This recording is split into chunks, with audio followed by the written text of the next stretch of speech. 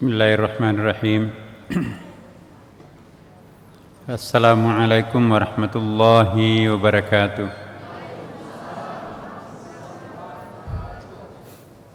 Alhamdulillah. Alhamdulillahi rabbil alamin. Wassalatu wassalamu ala sayyidina habibina wa syafi'ina wa maulana Muhammadin sallallahu alaihi wasallam. Amma ba'd. Ibu-ibu dan bapak-bapak sekalian yang sama-sama dirindukan dan dimuliakan oleh Allah Subhanahu wa taala, marilah kita membuka pengajian kita ini dengan memohon agar semoga hati kita senantiasa dijernihkan, senantiasa diputihkan dan senantiasa dibersihkan, sehingga insyaallah kita mampu menyaksikan keesaan Allah Subhanahu wa taala terpancar dari berbagai makhluknya. Ala hadhihi niyyah wa ala kulli niyatin salih. Al-Fatihah. A'udzu billahi minasyaitonir rajim. Bismillahirrahmanirrahim. Alhamdulillahi rabbil alamin, arrahmanir rahim, maliki yaumiddin. Iyyaka na'budu wa iyyaka nasta'in. Ihdinas siratal mustaqim. Siratal ladzina an'amta 'alaihim ghairil maghdubi 'alaihim waladdallin. Amin. Pada pertemuan kita yang lalu kita sudah membahas tentang tasyahud dan insyaallah dilanjutkan nanti dengan assalam. Sekedar untuk mengingatkan kembali, tasyahud ialah penyaksian. Menyaksikan apa? Menyaksikan jejak-jejak Allah Subhanahu wa taala pada setiap makhluknya. Lama kelamaan bukan lagi jejaknya yang kita dapati di dalam setiap makhluknya, tetapi pancaran ilahi yang kita lihat di dalam setiap makhluknya. Lama kelamaan bukan lagi pancarannya yang kita lihat, tetapi yang kita saksikan di situ adalah tajallinya. Apa itu tajalli? Perwujudan dan manifestasinya Allah Subhanahu wa taala. Inilah yang disebutkan di dalam ayat walillahil masyriq wal maghrib fa aynama tuwallu fathamma wajhullah innallaha wasi'un alim. Dan kepunyaan Allah timur dan barat, maka kemanapun kalian menghadap mukanya, kemanapun kalian menghadap, disitulah wajah Allah. Sesungguhnya Allah maha luas, ya, wasi'un, alimun, dan maha mengetahui. Perhatikan ayat di atas. Di situ ada kata-kata fathamma wajhullah. Allah tidak mengatakan walillahil masyriq wal maghrib fa aynama tuwallu fathammallahu innallaha wasi'un alim. Artinya Tuhan tidak mengatakan kemanapun kalian menghadapkan mukamu, di situ engkau menjumpai Allah. Tetapi di situ ada kata wajhullah, wajah Allah. Apa arti wajhullah? Apa bedanya wajhullah dengan Allah itu sendiri? Perlu saya jelaskan ayat ini Bapak Ibu, karena memang ilmu setiap orang itu bertingkat-tingkat. Tingkat pertama menyaksikan makhluk Allah sebagai ciptaan Allah. Tingkatan yang lebih tinggi dari itu menyaksikan makhluk Allah itu sebagai alamatnya Allah, tanda-tandanya Allah. Seperti ayat berikut, sanurihim ayatina fil afaqi wa fi anfusihim hatta yatabayyana lahum annahul haqq. Awalam yakfi birabbika annahu ala kulli syai'in syahid. Kami akan memperlihatkan kepada mereka tanda-tanda kekuasaan kami. Ya. Ayatina, tanda-tanda kami di situ, tanda-tanda kekuasaan Allah maksudnya. Di segenap ufuk, di samping segenap ufuk, apa yang dimaksud? Apa yang dimaksud ufuk? Ufuk ialah alam semesta ini, Bapak Ibu, yang di dalamnya ada matahari, ada bintang, ada langit, ada laut, ada gunung, semuanya adalah ufuk. Allah mengatakan kami akan memperlihatkan, artinya kami akan mempersaksikan. Kaitannya dengan tasyahud di dalam salat, Bapak Ibu. Asyhadu an la ilaha illallah, bukanlah orang yang bertasyahud manakala tidak sanggup atau belum mampu untuk menyaksikan siapa sesungguhnya alam ini. Sekalipun dalam kadar tingkatan yang paling rendah, yang paling standar ialah menyaksikan alam ini sebagai makhluk Allah. Yang kedua, menyaksikan alam ini sebagai tanda-tanda kekuasaan Allah. Yang ketiga, menyaksikan alam ini sebagai pancaran ilahi. Yang selanjutnya lebih tinggi, menyaksikan alam ini tajallinya Allah, manifestasinya Allah. Dan yang lebih tinggi lagi, menyaksikan alam ini wajahnya Allah. Dan tentu yang lebih tinggi lagi, menyaksikan tidak lagi pakai wajah Allah, menyaksikan Allah dalam segala hal. Dia tidak melihat apapun dan siapapun. Kenapa? Karena tertuju pandangannya hanya pada Dia, dan Dia semata, tidak ada lain selain Dia. Menerjemahkan la ilaha illallah, bukan lagi tidak ada Tuhan selain Allah, tapi tidak ada yang ada selain hanya Allah. Semua yang dikatakan makhluk ini sesungguhnya adalah wujud-wujud kamuflase, wujud-wujud palsu, yang hakikat wujud itu sesungguhnya hanya tunggal, yaitu Allah. Itu yang disebut dengan hakikatul wujud, atau biasa juga disebut dengan wujud ahadiyah. Sudah tak terbagi siapapun. Tetapi sekali lagi Bapak Ibu, tasyahud itu berlapis-lapis. Nah, lapis yang pertama yang pernah kita saksikan, yang sedang kita saksikan sekarang ini, kita melahirkan pemandangan, kita melahirkan pandangan bahwa alam raya seperti pohon-pohon, binatang ini, subhanallah, maha suci Engkau ya Allah, Engkau telah menciptakan binatang, Engkau menciptakan pohon, Engkau menciptakan langit, banyak sekali ciptaanmu. Iya. Betapa Engkau maha kuasa, maha kaya, menciptakan sesuatu yang tadinya tidak ada menjadi ada. Tasyahud pertama. Tasyahud yang kedua, tidak lagi hanya menyaksikan makhluknya Allah, tetapi dia sudah mulai menyaksikan bahwa setiap makhluk Allah itu ada jejak-jejaknya Allah di dalamnya. Dia melihat seekor semut, sekecil apapun semut itu, dia melihat jejak Allah di dalam setiap ekor semut itu. Siapa yang menyaksikan semut tanpa menyaksikan jejak-jejak Allah di dalam semut itu, maka ia belum bertasyahud.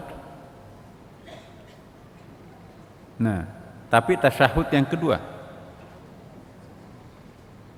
siapa yang menyaksikan pohon tapi tidak melihat jejak-jejak Allah pada pohon itu, maka itu juga belum tasyahud sempurna. Bahkan siapa yang melihat dirinya sendiri tanpa menyaksikan jejak-jejak Sang Penciptanya di dalam dirinya, maka itu juga belum tasyahud ats-tsani. Nanti saya akan jelaskan bagian terakhir bagaimana caranya menyadarkan diri kita untuk bisa menyaksikan bahwa yang kita saksikan itu sesungguhnya adalah dalam maknanya. Ya. Setiap kali kita melihat makhluk Allah, sekalipun ini benda mati, gelas ini Bapak Ibu, tidak ada satu butir pasir pun tanpa ada jejak Allah di dalamnya. Makanya itu disebut dengan alam. Alam itu adalah artinya tanda keberadaannya. Seakar kata dengan itu alamatnya siapa? Alamatnya Allah. Dimanapun kita melihat, apapun yang kita lihat, dimanapun kita mendengar dan apapun yang kita dengar, dimanapun kita merasa dan apapun kita rasakan, maka sesungguhnya tidak ada lain selain di situ ada jejak-jejak ilahi di dalamnya. Jadi jangan pernah beranggapan bahwa di sini tidak ada Tuhan yang menyaksikan. Sebab tempat yang paling tersembunyi pun di situ adalah bagian dari makhluk Allah yang tentu punya jejak Allah di dalamnya. Kata tanda kutip mata-mata Allah di situ. Jangan pernah beranggapan bahwa di sini tidak ada Tuhan yang menyaksikan aku. Tempat di mana kita bersembunyi itu pun juga sebetulnya siapa di situ? Itu makhluk Allah, jejak-jejak Allah. Jangankan tempat, diri kita sendiri juga adalah jejak-jejak Allah pasti ada di situ. Makanya itu dalam Al-Quran juga disebutkan, ya, tangan ini nanti akan jadi saksi. Aku yang memegangnya, aku yang melihatnya, kaki aku yang berjalan menuju ke arahnya. Tidak ada lagi yang tersembunyi di matanya. Kenapa? Karena mau sembunyi kemana? Semua yang tampak ini sebetulnya siapa?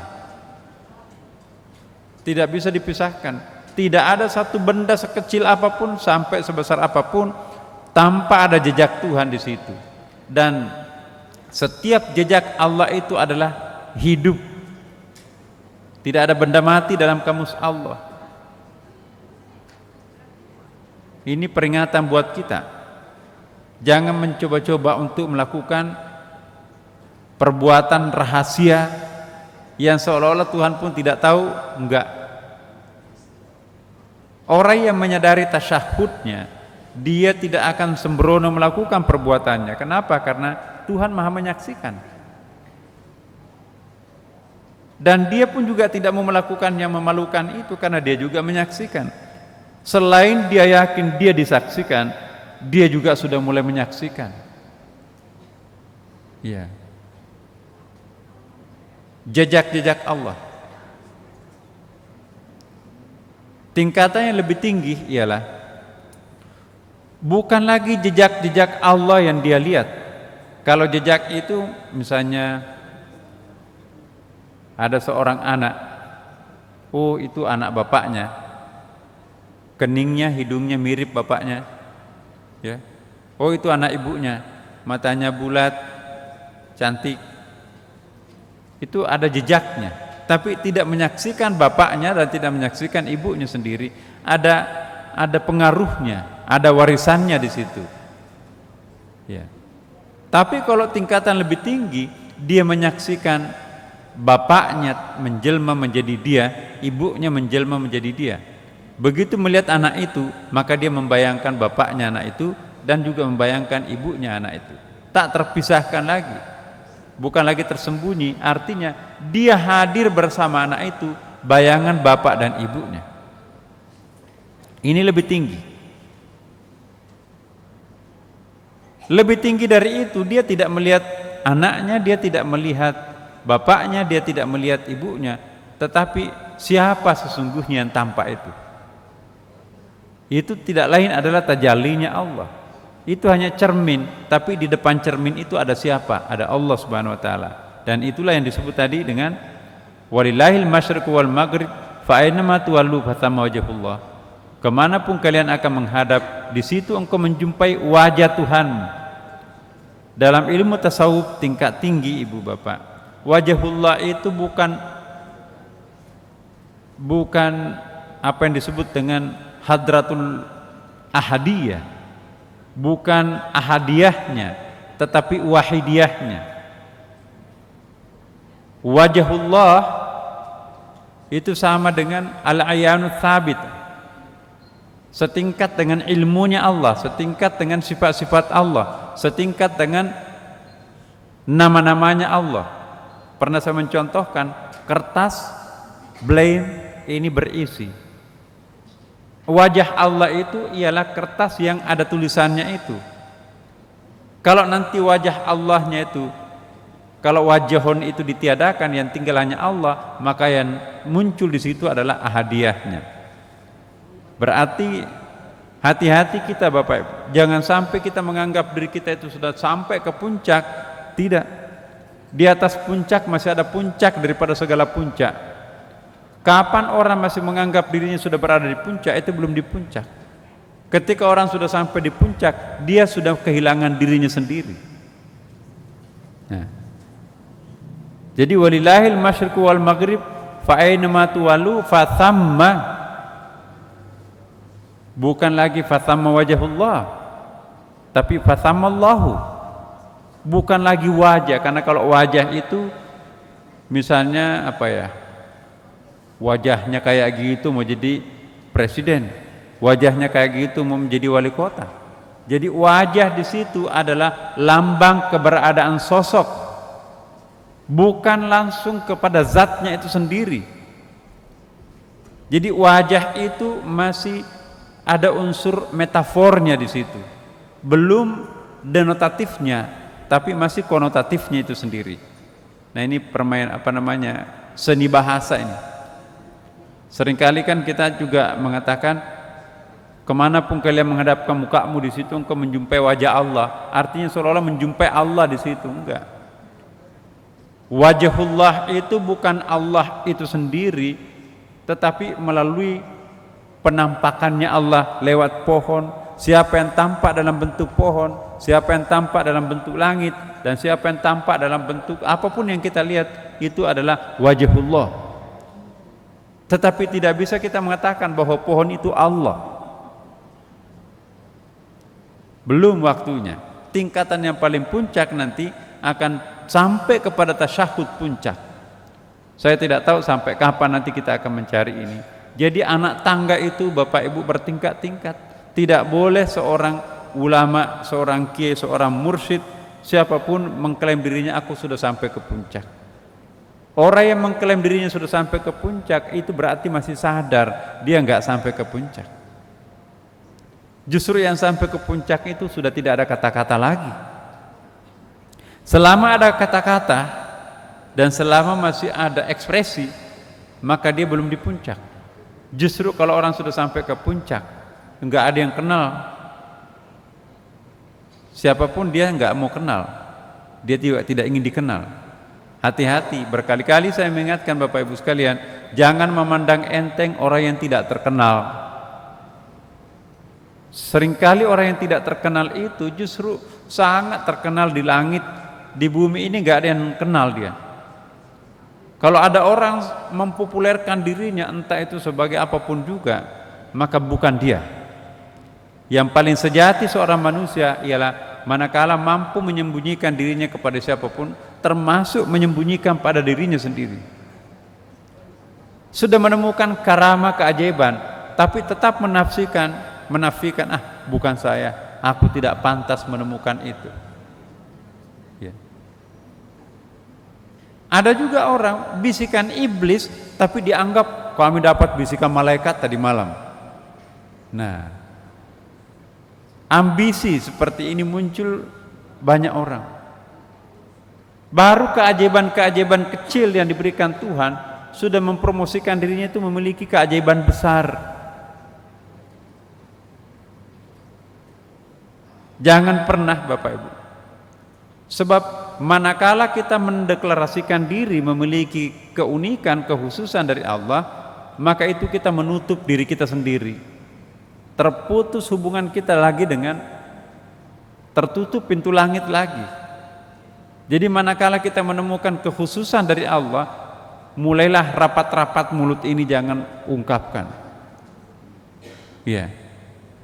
Karena itu Bapak Ibu, kalau ada orang siapapun juga, entah itu syekh, entah itu guru, entah itu apapun namanya, kalau dia mulai berbicara, wah saya insya Allah saya sudah bisa menyaksikan. Biasanya kalau akan ada kejadian, saya sudah diperlihatkan Tuhan sebelumnya. Mohon maaf Bapak Ibu sekalian, kalau ada orang yang mengatakan seperti itu, belum sampai di puncak. Ya. Semakin sering dia memperkenalkan diri, keajaiban dirinya, maka sesungguhnya itu semakin mengawamkan dirinya kembali. Itu menjadikan dirinya sebagai hijab. Iya. Jadi kesiapan mental kita menerima keajaiban ini yang sangat penting. Mengapa Allah Subhanahu wa taala tidak memberikan bonus? Saya tahu ibu-ibu di sini banyak sekali yang enggak pernah absen untuk sholat tahajud. Ibu jangan pernah bertanya, kok kenapa Tuhan enggak pernah memperlihatkan keajaiban? 50 tahun saya melakukan kegiatan seperti ini, tapi kok enggak pernah ada kelainan, keistimewaan yang saya rasakan. Sama aja dengan dulu-dulu. Itu tandanya Tuhan mencintai ibu. Ya. Kalau Tuhan menyembunyikan, merahasiakan keajaiban dalam diri kita, itu buktinya Tuhan betul-betul mencintai kita. Sebab mengamankan diri kita. Sesabar apapun seseorang, seringkali dia tidak bisa sabar untuk menceritakan pengalaman batin yang dia alami. Iya kan Bapak? Kita seringkali itu entah curhat atau entah pamer, ya, dia terkecoh, terungkap rahasia pribadinya yang Allah berikan khusus untuk dirinya kepada orang lain. Nah, kalau nanti itu dia dipuji, wah hebat ya kamu ya, kita perlu mencontoh. Dia sudah seringkali memimpikan Rasulullah. Mungkin memang pernah memimpikan Rasulullah, tetapi begitu dia mengungkapkan, memamerkan, aku pernah melihat Rasulullah SAW. Lantas dia menikmati pujian, walu hebat kamu, ahli surga kamu. Karena siapa yang menyaksikan Nabi akan bersama aku nanti di surga. Nah, rahasia-rahasia seperti ini baik muncul dalam bentuk waqi'iyat maupun muncul dalam bentuk mimpi. Bapak Ibu, Rasulullah melarang kita untuk tidak menceritakan mimpi-mimpi yang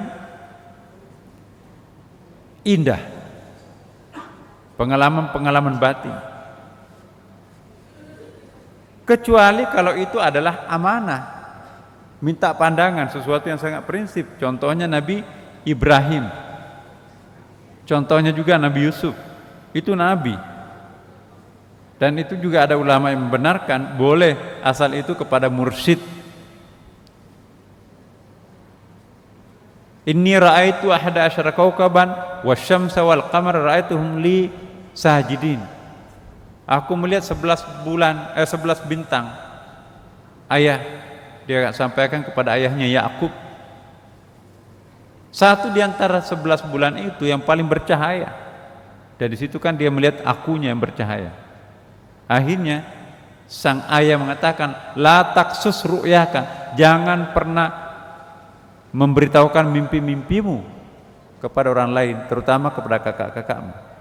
Itu ada ayatnya tuh, la taksus ru'yaka, jangan memamerkan mimpinya, jangan mempopulerkan keajaiban-keajaiban yang diperoleh dalam mimpi.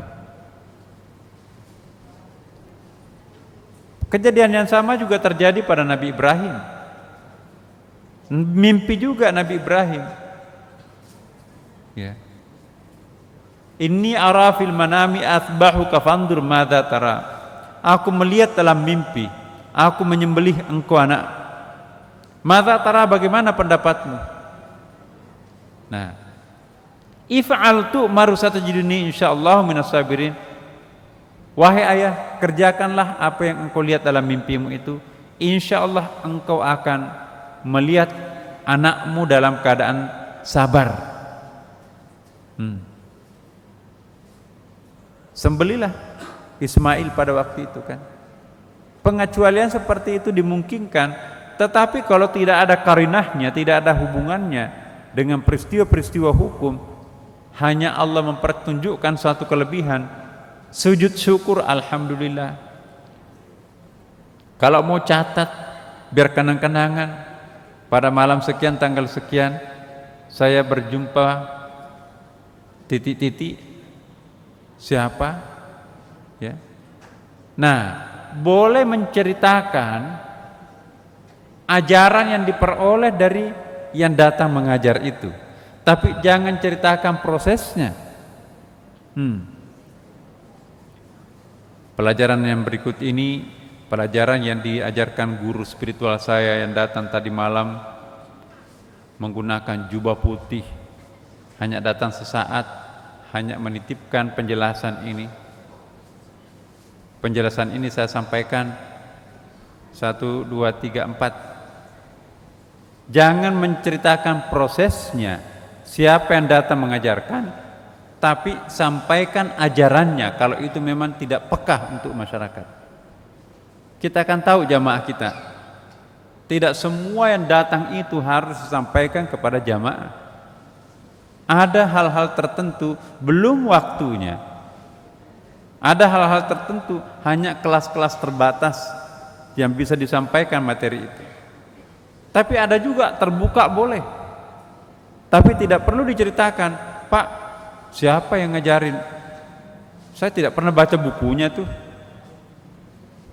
Jangan, oh iya, saya kan setiap malam Jumat itu kedatangan tamu dan lain sebagainya lah. Sekalipun itu nyata-nyata benarnya, tapi memperkenalkan diri sering mengalami peristiwa batin seperti itu, apalagi kalau motivasinya itu supaya orang takjub terhadapnya, agar orang lain cium tangannya, agar orang lain itu banyak kagum terhadapnya, agar orang lain banyak ikut terhadapnya,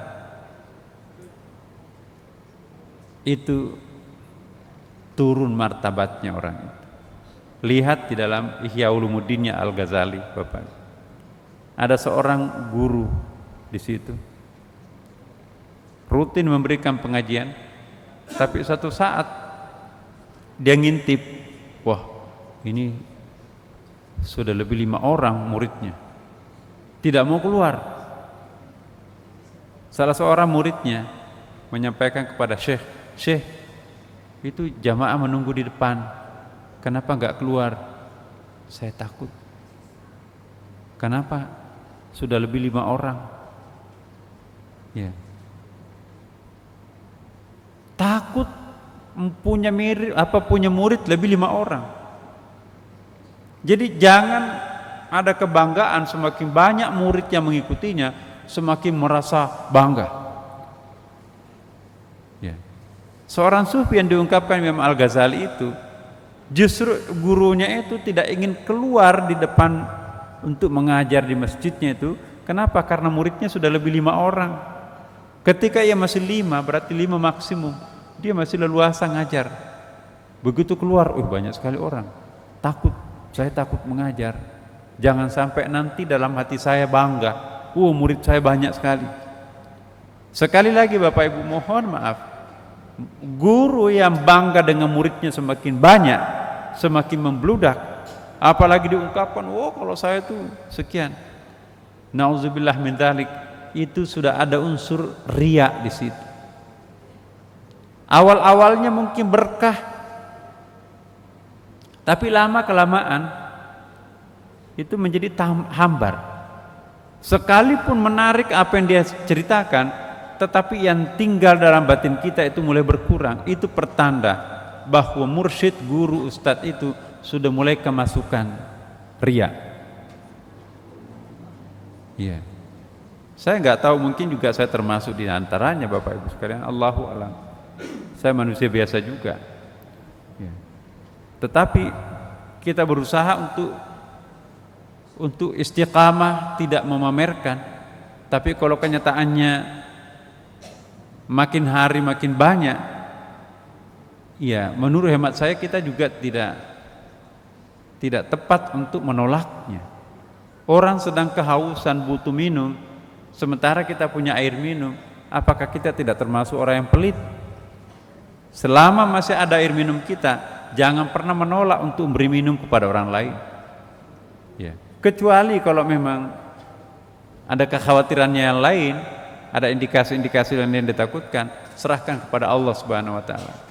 Jadi sekali lagi Ibu, Bapak, saya ingin mengatakan di sini bahwa tasyahud itu ialah ketika kita sudah mampu menyaksikan sesuatu yang baru dalam batin kita, bukan yang baru dalam mata loh Bapak. Tasyahud itu tampaknya sesuatu yang tadinya gaib menjadi nyata, itu tasyahud. Mungkin nyata, misalnya dia melihat kembang-kembang di sajadahnya, ada kembang misalnya. Tadinya setiap hari melihat kembang ini tidak hidup kembang ini. Tapi ketika dia menyaksikan kembang ini dengan motif-motif kembang ini, tiba-tiba bergetar hatinya. Ya Allah, ini kok hidup sekali warnanya. Kombinasi warnanya ada merah, ada kuning, ada hijau. Membuat lukisannya ini seperti hidup. Sajadah tua Bapak Ibu, coba tengok sajadah merah di depannya. Secara khusyuk itu bisa berubah menjadi warna hidup loh Bapak.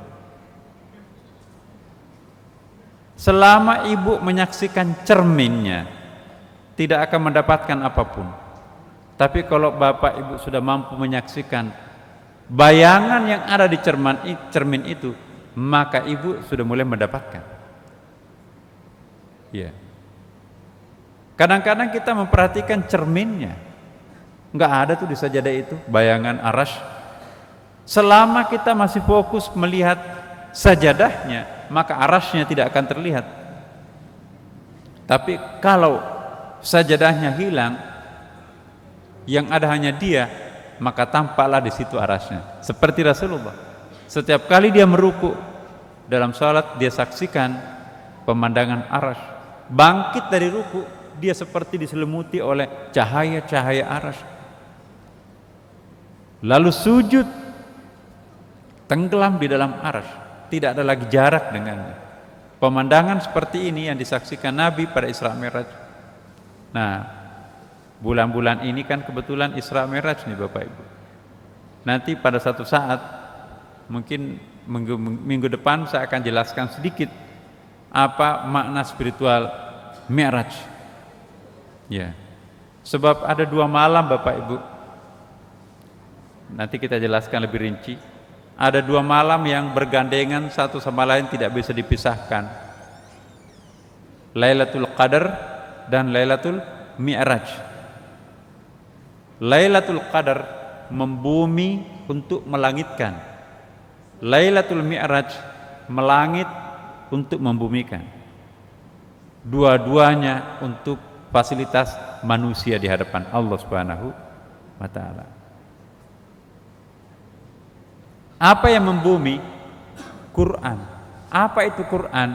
Quran itu surat cinta Tuhan, surat undangan Tuhan, dan sekaligus berfungsi sebagai tiket untuk pulang kembali ke kampung halaman nenek moyang kita di surga di sana. Manusia diciptakan di surga, lalu jatuh ke bumi penderitaan, meninggalkan langit kebahagiaan. Karena Tuhan menciptakan dengan cinta manusia itu, maka Dia kirimkan kepada manusia surat undangan pulang kampung berupa Quran. Nah, tasyahud itu seperti yang pernah kita bahas minggu yang lalu, ada 2 Ibu. Ada tasyahud yang mampu menyaksikan wujud juz'iyat partikular. Ada tasyahud yang sudah mampu menyaksikan wujud universal kulliyat. Pada umumnya orang hanya mampu menyaksikan wujud-wujud juz'iyat partikular, tapi belum mampu atau tidak bisa sadar tentang apa yang dimaksud wujud kulliyat atau universal. Saya mencontohkan, saya mohon maaf Bapak, ini bukan pengulangan, saya ingin mengatakan sesuatu dengan mengulangi lagi contoh yang lalu. Ya, orang yang hanya bisa menyaksikan mimbar, mihrab, menara, itu hanya mampu di tasyahud awal. Kalau orang sudah mampu menghimpun bahwa keseluruhan mimbar, menara, toilet, mihrab itu adalah masjid, berarti sudah mampu melihat kulliyat. Orang yang hanya mampu menyaksikan juz'iyat itu hanya mampu mendapatkan rahmat rahmaniyah. Kalau orang sudah mampu diberikan kemampuan untuk menyaksikan wujud kulliyat universal, maka orang itulah yang mendapatkan apa yang disebut dengan rahmat rahimiyah. Rahmat rahimiyah paralelnya kemampuan seseorang bertasyahud menyaksikan wujud kulliyat. Kalau orang hanya mampu menyaksikan wujud juz'iyat, partikularnya, mikronya, maka itu hanya akan mendapatkan rahmat rahmaniyah. Kalau orang mampu menyaksikan secara makro, holistik, universal, maka orang itu sudah sampai ke tingkat kesadaran lebih tinggi dan sudah mampu mendapatkan rahmat rahimiyah.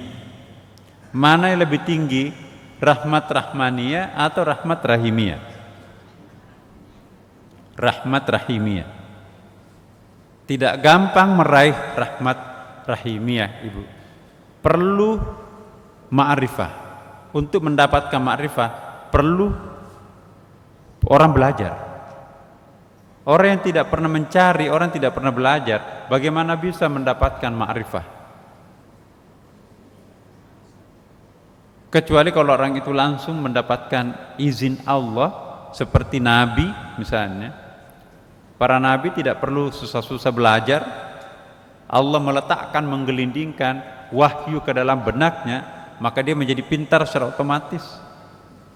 Tapi kalau kita kan bukan Nabi, bahkan manusia pendosa, bagaimana bisa tiba-tiba rezeki nomplok itu datang dalam bentuk divine knowledge, sementara kita nggak pernah belajar? Itu angan-angan namanya. Orang yang mencari pun belum tentu dapat, apalagi kalau memang nggak ada jihadnya, tidak ada mujahadahnya di situ. Itu sulit untuk mendapatkan. Karena itu Bapak Ibu sekalian, apa yang kita lakukan setiap malam Senin, Selasa di sini, malam Selasa, mudah-mudahan itu berfungsi sebagai mujahadah, bahagian usaha untuk menggapai apa yang kita cari sesungguhnya, yaitu rahmat rahimiyah. Bagaimana meningkatkan kesadaran kita, tidak hanya sadar menyaksikan partikular makhluk Allah, tapi kita juga sudah sampai ke tingkat universal, bahwa sesungguhnya yang banyak ini tidak lain adalah satu. Ketika kita sudah mampu mengatakan hanya satu kok, bukan banyak, itu sudah kesadaran kita mampu membaca dengan kesadaran tinggi wujud universal atau wujud kulliyat. Garis lurus ke atas nanti, alam ini juga sudah menjadi wujud juz'iyat, karena ada alam barzah, ada alam malakut, ada alam jabarut. Kehadiran alam ini pun juga itu akan menjadi kulliyat. Apa juz'iyat? Apa kulliyatnya? Semua selain Allah itu adalah makhluk. Kalau orang hanya mampu memahami makhluk, tapi tidak mampu menggandengkan, mengaitkan dengan Sang Penciptanya, maka itu juga masih juz'iyat. Jadi likulli syai'in maratibun, segala sesuatu itu memiliki tingkatan-tingkatan. Sekali lagi saya ingatkan kepada kita semua, jangan pernah menepuk dada bahwa saya sudah sampai di tingkat pendalaman ma'rifah. Tidak. Masih perjalanan kita sangat tinggi, tak terbatas ke atas. Manusia yang sudah mampu mencapai ma'rifat tingkat lebih tinggi akan memahami dan sekaligus menyadari sepenuhnya setiap akibat atau kenyataan apapun yang menimpa dirinya itu merupakan konsekuensi dirinya sebagai makhluk atau lokus madhar Allah Subhanahu wa taala. Nah, ini perlu saya jelaskan apa itu madhar. Madhar itu tempat untuk mewujudkan diri, lokus. Bapak, Ibu, merah putih bendera Indonesia. Bisakah tampak warna putih dan merah itu tanpa ada tempat untuk bercokolnya merah dan putih itu? Gak bisa kan? Nah, yang dimaksud madhar itu kain itu lalu ditempel warna putih, ditempel warna merah, maka jadi bendera Indonesia. Tanpa ada kain, tanpa ada benda tertentu, bisakah tampak putih dan merah itu dengan sendirinya tanpa ada tempat mewujudkan diri? Bisa nggak ada warna tanpa ada tempat menampilkan diri? Nggak mungkin kan Bapak Ibu? Nah, di sini disebutkan manusia sebagai salah satu madhar, tempat atau lokus untuk menampakkan diri sang warna itu, ya. Ini contoh yang paling gampang untuk memahami. Tidak mungkin manusia secara kolektif itu bersih dari dosa seperti hanya malaikat. Manusia sengaja diciptakan untuk madhar, tempat untuk menampakkan sejumlah asma, nama-nama dan sifat-sifat Allah. Misalnya Allah Subhanahu wa taala mempunyai nama sifat Maha Pencipta di situ ya, Al-Khaliq. Allah Maha Pemberi, Al-Wahhab. Sulit dibayangkan Tuhan itu Maha Pencipta dan membayangkannya sebagai Maha Pemberi tanpa ada lokus ya, tanpa ada makhluk yang menjadi objek yang akan diterima, yang akan menerima pemberian itu. Sulit menemukan merah putih tanpa ada kain ditempati warna merah dan putih itu. Ya, ini kesulitan memahami wujud. Ada wujud yang tidak bisa menampakkan dirinya tanpa kehadiran yang lain. Seperti warna, seperti cahaya juga. Siapa yang pernah menyaksikan substansi cahaya, Bapak? Cahaya itu kita pahami karena ada kegelapan. Tanpa ada kegelapan maka kita tidak pernah melihat cahaya. Apakah cahaya identik dengan bola lampu ini? Enggak. Lain bola lampu, lain cahaya itu sendiri. Seandainya tidak ada dinding karpet, tempat memantulkan cahaya, apakah ada cahaya? Bisa terlihat. Nah, lain matahari, lain cahayanya. Tapi bisakah dipisahkan antara matahari dan sinarnya? Dua yang tak terpisahkan. Tapi antara matahari dan cahayanya tidak bisa dipisahkan.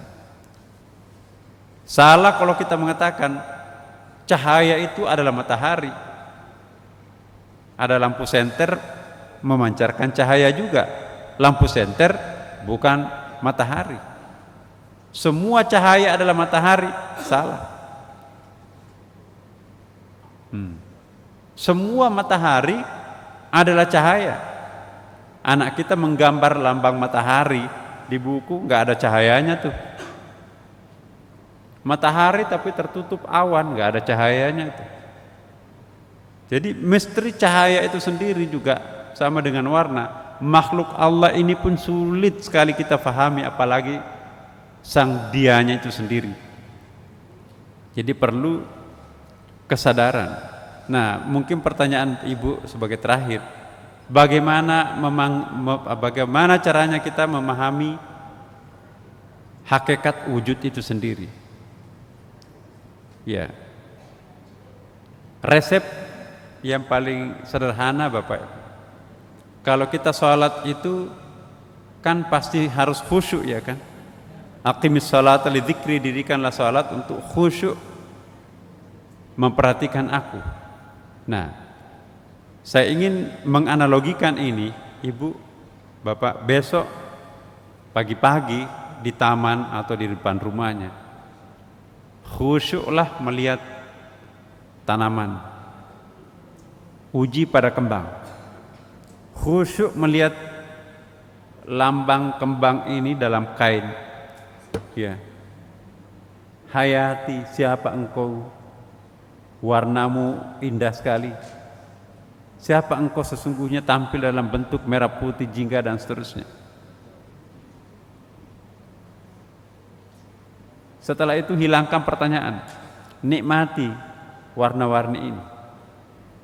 Batik Bapak Ibu pakai, coba tatap tanpa berkedip sekitar 3 menit saja. Baca Rabbana ma khalaqta hadza batila, tidak ada ciptaan Tuhan yang sia-sia.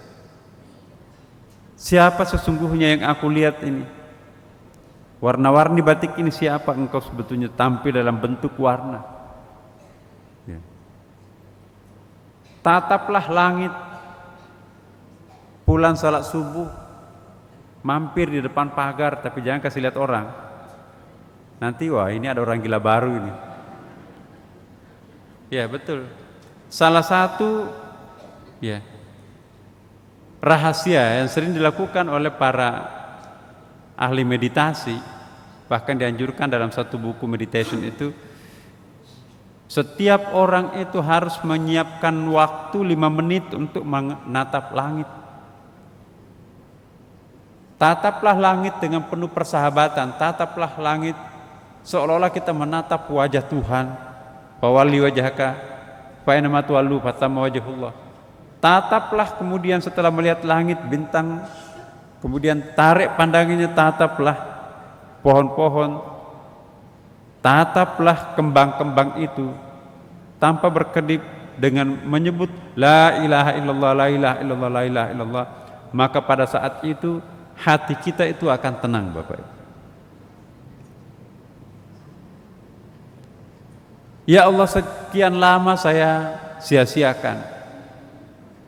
Ternyata pohon di depan rumah saya ini bisa menjelma sebagai sosok yang lain daripada yang biasa saya lihat. Ya, sudah lama pohon mangga ini saya saksikan setiap hari, tapi tidak lebih hanya sebatang pohon mangga. Kali ini saya melihat batang mangga ini tidak lagi seperti sebatang pohon mangga.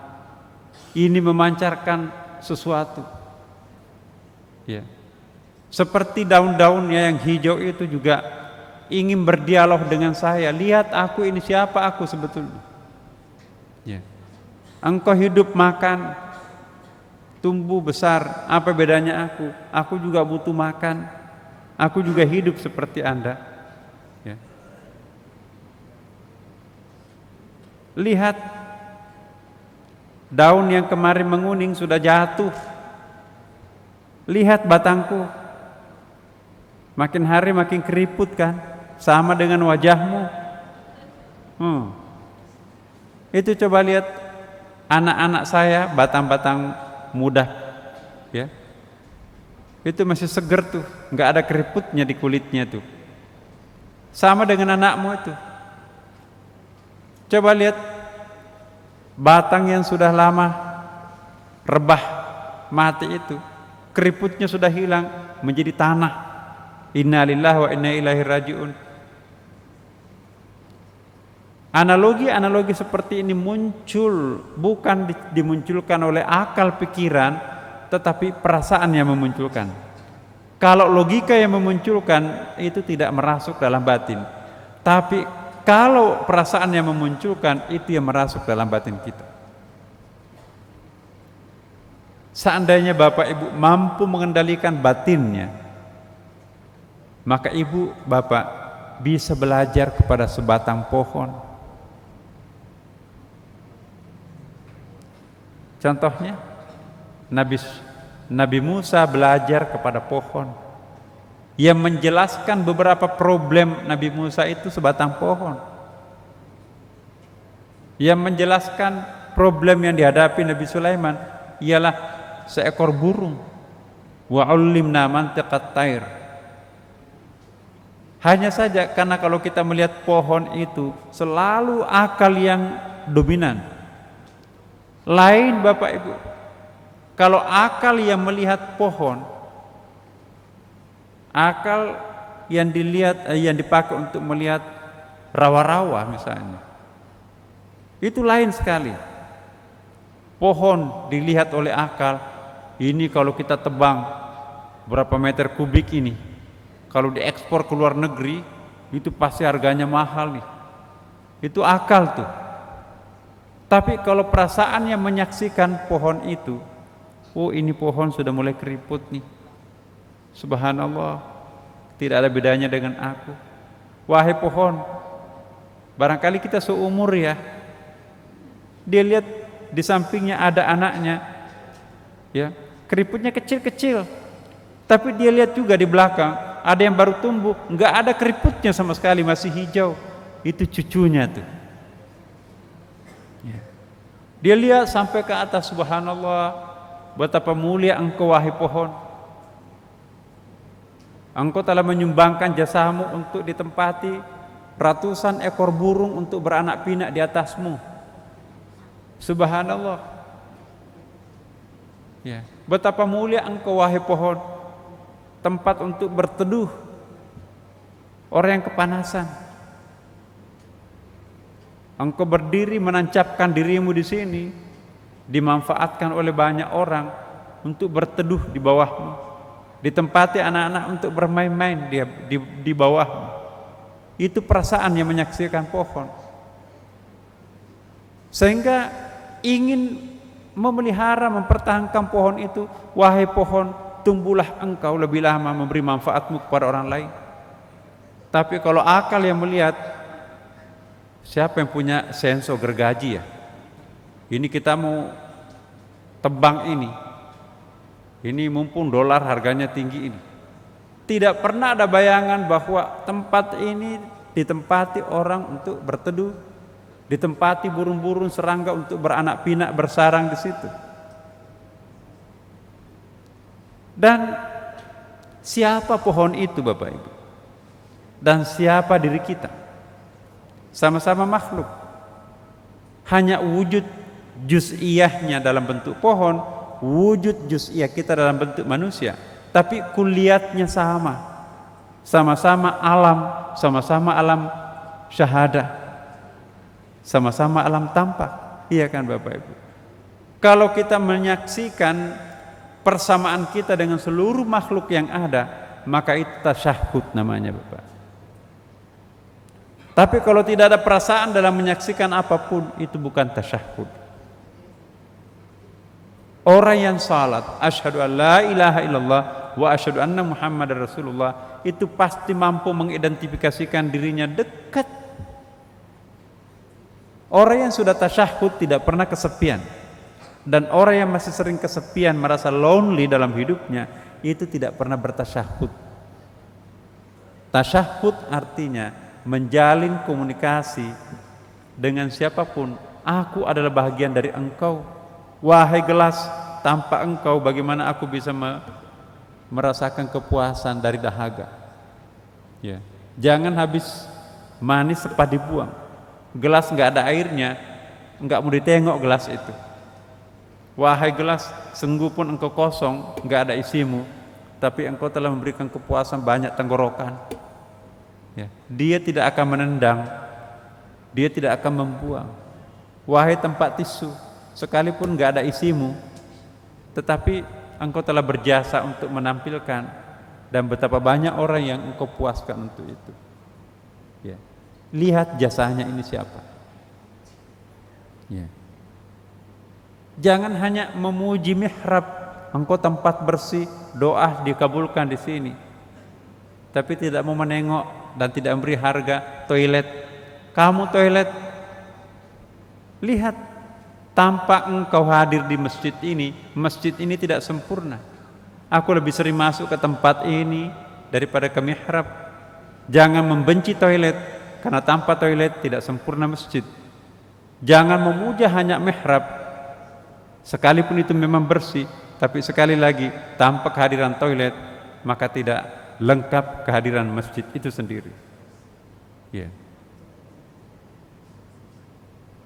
Ada peminta-minta dibawa, jangan mengusir, jangan jengkel, sebab itu Allah mengutusnya datang ke sana menguji kita, apakah kita mencontoh sifat Tuhan Al-Wahhab, Maha Pemberi.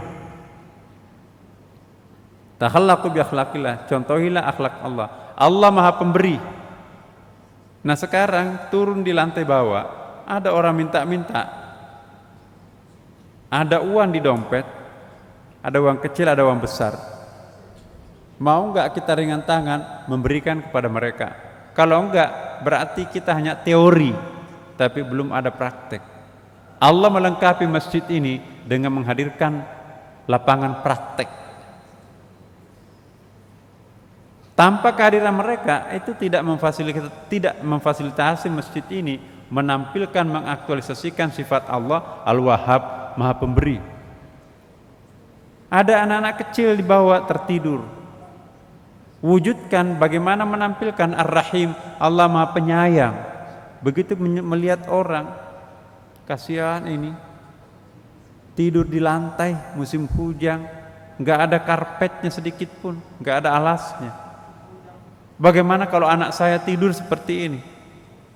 Itu diminta kita untuk mengasah perasaan kita, walaupun tidak memberi, tapi kita mampir sebentar menyaksikan di situ itu. Ya Allah, alhamdulillah saya tidak seperti ini. Alhamdulillah anakku tidak tidurnya seperti ini. Alhamdulillah. Dari situ nanti kita akan merasa iba. Nak, kenapa tidur di situ? Mana orang tuanya? Aku gak punya orang tua. Kemana? Gak tahu. Sejak kecil saya di jalanan. Terdorong perasaan iba itu. Tergerak hatinya untuk memberikan sesuatu terhadap anak itu. Jadi jangan menyaksikan sesuatu itu tanpa makna. Baik penyaksian kita itu adalah sesuatu yang menggembirakan kita, ya. Tiba-tiba kita dibawa ketemu dengan teman kita yang sudah sukses, ya. Wih, alhamdulillah, lama kita berjumpa ibu, ya. Ini Bu, ada sedikit amplop ini. Saya kan dulu sekian lama tetanggaan ibu suka menyeberangkan sayur, makanan ke saya waktu masih kuliah. Ya. Itu menggembirakan. Tapi juga pada kesempatan lain ada Assalamualaikum, minta. Ya. Dua wajah sesungguhnya itu utusan Tuhan. Menguji kita. Syukurkah kita ketika kita berikan sesuatu dari yang pertama, ya? Ibakah kita pada saat kita menyaksikan yang kedua? Jadi variasi pemandangan batin kita diuji oleh kehadiran apapun di bawah. Tidak ada orang yang minta-minta, tapi kita menyaksikan ada ada sebatang pohon yang kering di musim kemarau. Kasihan ini pohon ini sudah kuning semua ini. Ini pasti kehausan ini. Dia ngambil air di kolam. Saya tahu engkau telah sekian lama merindukan air. Buktinya engkau sudah daun-daunmu pada menguning semua. Dan memang sudah lama tidak turun hujan. Begitu ibu mengambil air, bapak juga loh, mengambil air, menyiram pohon itu, ya, itu ibadah. Menanam tanaman dan itu dimakan kambing, itu sedekah buat yang menanam. Ya. Jadi sedekah itu bukan hanya memberikan bantuan kepada fakir miskin, tanaman kita dimakan oleh kambing, itu sedekah buat kita. Hadis loh Bu. Jadi jangan memukul setengah mati kambing orang. Ya, kalau perlu kambing makan lagi nak. Makan lagi apa? Mau?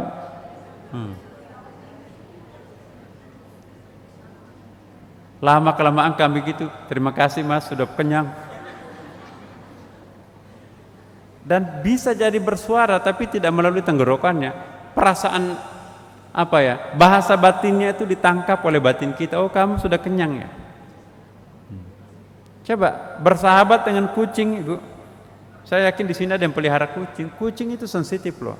Burung apalagi. Burung itu sensitif.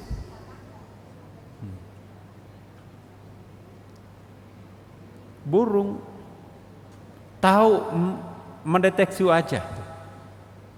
Sebetulnya anjing juga, tapi saya tidak merekomendasikan anjing. Karena jelas hadisnya tuh. Anjing itu najis. Ada hadisnya, apabila orang memelihara anjing, maka malaikat tidak akan pernah masuk di rumah itu. Padahal kehadiran malaikat itu untuk mengaminkan doa-doa kita kan, untuk menjadi makmum di belakang kita. Kalau ada anjing, dalam hadis itu tidak kalau ada anjing dalam rumah, malaikat jauh. Ya. Akhirnya kita juga kalau bertamu di tempat orang yang memelihara anjing, di mana kita mau sholat di rumah ini, bulu-bulu anjingnya bertebaran kemana-mana kan, pakai kipas angin, ya kan, bulu-bulu anjingnya ikut terbang, duduk kita di kursinya. Ada juga pendapat itu enggak najis, ya. Tapi saya kok yakin, masa anjingnya najis, bulunya enggak? Bulu itu bagian dari anjing itu sendiri. Boleh memelihara anjing, tapi ada maksudnya untuk memelihara, menjaga kita dari serangan binatang buas, untuk menjaga padi, jagung agar tidak dimakan oleh babi dan seterusnya. Itu boleh. Boleh juga memelihara anjing untuk membantu kita untuk menangkap binatang buruan. Tapi kalau hanya untuk memelihara anjing, tidur bareng-bareng di situ di dalam tempat tidur yang sama, Masya Allah, ya jamaah Sunda Kelapa janganlah. Almarhum guru kita Pak, siapa namanya, Pak Kiai Mustafa Yakub tuh, itu tahu betul hadisnya. Tapi burung-burung, ya, burung itu tahu kalau kita absen tidak memberi makan, dia itu juga pintar tersinggung, nggak mau berkomunikasi itu. Tapi kalau kita rutin memberikan itu, ya, saya punya burung beo, ya. Mungkin karena saya rajin memberikan air, ya. Selain makanan pokoknya yang dibelikan itu, juga suka makan pisang, ya. Orang lain di situ itu enggak digubris, tapi begitu saya datang, ya, ini karena persahabatan, macam-macam. Assalamualaikum, ya, Allahu Akbar. Tapi kita juga latih memang. Di samping itu juga kita bisa memahami suara-suara batinnya mereka. Ya. Ibu, bapak juga sama. Memelihara kucing. Kucing itu sebetulnya juga mungkin juga anjing, cuma kita nggak pernah memelihara anjing, ya. Kata polisi yang bertugas memelihara anjing pelacak itu, Pak, itu sama Pak, anjing ini bisa tersinggung. Ya. Kalau kita lihat, pernah itu anjing tuannya dikuburkan, dia begadang di atas makam tuannya, sedih.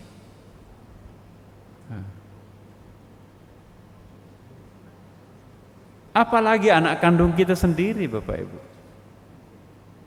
Coba, bagi para sufi bukan hanya makhluk biologis, ya, jubahnya pun Bapak Ibu sekalian, tasbihnya pun. Makanya itu kalau Bapak Ibu mendapatkan tasbih dari seorang syekhnya, gurunya, iya, itu bukan tasbih biasa. Tasbih itu pasti sudah pernah melingkar di jari jemarinya guru itu. Ya. Bagi kalangan pengamal tarekat, itu simbol. Ada murid diberikan tasbih, ada murid diberikan sarung, ada murid diberikan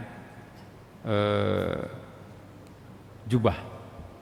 Dalam ilmu tarekat, pemberian paling tinggi adalah jubah. Ya, itu bukan jubah biasa. Kalau tasbih itu pemberian standar. Kalau sudah sarung, ya. Apalagi kalau sarung itu sudah pernah dipakai salat tahajud oleh kiai, syekh, itu juga diyakini ada vibrasi positif. Jubah, ya. Kalau perempuan itu biasa diberikan mukena oleh bu nyainya, tapi itu juga biasanya kan didoakan, ya Allah, orang yang menggunakan mukena ini berikanlah kekhusyuan, orang yang menggunakan sarung ini berikanlah ketenangan batin, orang yang mengenakan tasbih ini berikanlah keteduhan, ya. Orang yang menggunakan jubah ini berikanlah kedekatan denganmu, dan seterusnya. Jadi itu ada tingkat-tingkatnya, Bapak Ibu sekalian. Kalau secara akal sama tadi pohon kayu itu, begitu nggak ada gunanya tinggalkan, ya. Tetapi kalau perasaan yang bicara, semakin tua Bapak Ibu itu, semakin doanya makbul. Semakin tua seorang syekh itu insya Allah semakin kuat pula energi spiritualnya. Karena nggak banyak mikir-mikir apalagi, nggak mau jadi anggota dewan, nggak mau jadi pejabat, nggak mau jadi orang kaya. Jadi kalau dia berdoa itu tulus hatinya kepada Allah Subhanahu Wa Taala. Kalau orang tulus begini ini berdoa, insya Allah dikabulkan Allah. Kalau orang tulus seperti ini tersinggung, Allahnya tersinggung. Kalau orang seperti ini yang polos, tulus, ikhlas seperti ini, kalau dia tersenyum, itu artinya senyumannya Allah Subhanahu wa Ta'ala. Inilah akhlakul karimah. Mengapa Rasulullah diperlakukan oleh para sahabatnya sedemikian mulia, ya. Begadang tuh menjaga Rasulullah SAW. Bukan main kalau sempat dijabat tangannya oleh Rasulullah, bukan main kalau dia sempat disapa Rasulullah, ya. Itu seperti naik ke langit, itu perasaan bahagia. Sehingga ada kisahnya kan Bapak Ibu, mungkin pernah dikisahkan oleh Kiai Mustafa Yakub, kan itu kan dalam Sahihul Bukhari di Riyadhus Shalihin. Mungkin pernah Ibu dengar ceritanya dari beliau kan. Jadi suatu waktu Rasulullah ketika latihan baris membaris prajuritnya itu, tiba-tiba Rasulullah memukul salah seorang sahabatnya, ya. Marah sahabatnya itu, pokoknya saya tidak akan mengampuni, saya akan balas, ya. Akhirnya Rasulullah memberi kesempatan pada dirinya, mau membalas apa yang pernah saya lakukan? Mau. Umar itu merah mukanya, jangan coba-coba memukul Rasulullah. Begitu Anda memukul Rasulullah, kepalamu akan melayang, ya. Jadi sahabat Nabi, tapi Nabi menegur, jangan biarkan dia. Saya akan berikan kesempatan untuk, lupa namanya sahabat itu, untuk memukul. Begitu Rasulullah mengangkat bajunya, ya, di atas pusatnya itu, ya, semua mata memandang para sahabat. Masa ada orang mau memukul Rasulullah? Begitu dia buka, langsung dia cium perutnya Rasulullah. Ya Rasulullah, sudah sekian lama saya merindukan untuk mencium engkau, baru kesempatan ini saya dapat. Kenapa enggak memukul? Saya memang tidak bermaksud untuk memukulmu, aku ingin mencium kulitmu secara langsung. Aku dapat. Dan Rasulullah, ya, memberikan apresiasi positif terhadap sahabatnya. Nah, kalau perasaan yang berbicara Bapak Ibu sekalian, ada yang tidak masuk akal dilewati. Tapi kalau persahabatan karena akal, ada maunya akrab, tidak ada maunya lagi, sudah selamat tinggal. Nah, kita ingin Bapak Ibu sekalian, apa yang pernah saya sampaikan di sini, as-suhbah, jangan meninggalkan orang hanya lantaran tidak ada kepentingan kita lagi terhadapnya. semakin tidak ada fungsinya orang itu karena ketuaan, itu pertanda orang itu semakin dekat dengan Allah Subhanahu wa taala, apalagi kalau memang ahli masjid. Ya. Jadi para pendengar di rumah juga ini kalau mendengarkan rekaman-rekaman ini, ternyata rekaman kita itu meluas ya. Ini bukan mengkultuskan orang, tapi hubungan personal sangat batin terhadap orang itu kan dijanji juga. Orang yang bersahabat karena Allah itu akan mendapatkan tempat naungan di bawah arasy. Pada hari tidak ada naungan, pada waktu itu orang berenang di atas keringatnya, tapi ada khusus untuk vilanya orang yang saling bercinta karena Allah, sahabat spiritualnya. Kalau enggak berjumpa dengan sahabatnya itu atau gurunya itu, seperti ada yang kurang dalam hidupnya, saling merindukan. Nah, persahabatan spiritual seperti ini itu sangat mulia Bapak Ibu.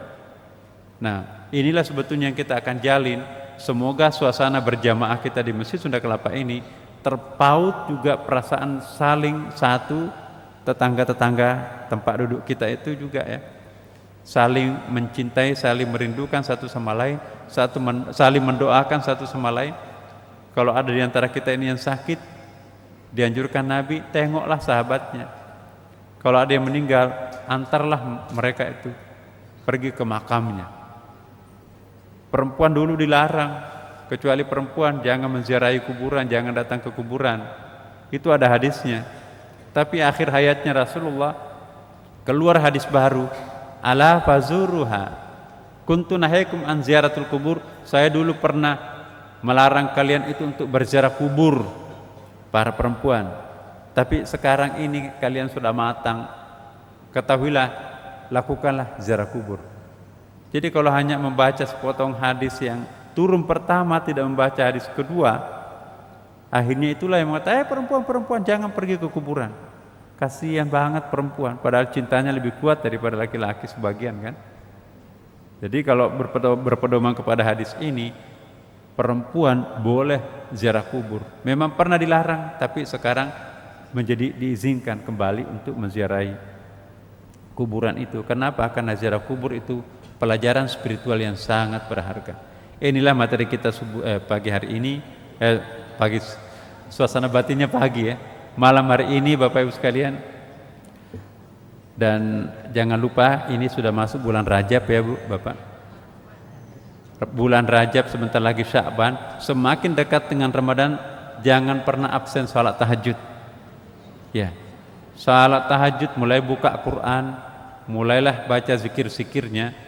Karena karpet merah Ramadan itu digelar pada mulai Rajab, Syaban, masuk Ramadan. Siapa yang menjemput Ramadan pada malam Ramadan terlambat. Jemputlah Ramadan itu pada mulai pada bulan Rajab dan Syaban. Ya, insyaallah semoga kita nanti mendapatkan berkahnya bulan suci Ramadan itu.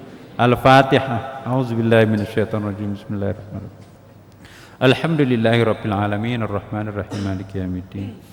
Iyyaka na'budu wa iyyaka nasta'in ihdinas siratal mustaqim siratal ladzina an'amta 'alaihim ghairil maghdubi 'alaihim waladdallin. Wassalamualaikum warahmatullahi wabarakatuh.